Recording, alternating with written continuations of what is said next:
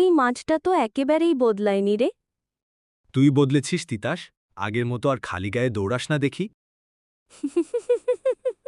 তোর কথা শুনে মনে পড়ে গেল সেই একবার গাছের ডালে উঠে কাঁচা আম চুরি করেছিলাম, মনে আছে? কেন মনে থাকবে না? মাস্টারমশাই ধরে ফেলে আমাদের 2 ঘন্টা দাঁড় করিয়ে রেখেছিলেন স্কুলের বারান্দায়। তুই তখন বলেছিলি, আমি আম খাইনি, আমি তো শুধু পাহারা দিচ্ছিলাম। আর মাস্টারমশাই বলেছিলেন, পাহারাদার আর চোরের শাস্তি এক। সেই দিনগুলো ছিল একদম অন্যরকম। এখন সব কেমন যেন ব্যস্ত আর হিসেবি হয়ে গেছে। তবে কিছু বন্ধুত্ব কখনো বদলায় না, দেখলি না? এত বছর পরেও আমরা আবার ঠিক আগের মতোই গল্প করতে পারছি।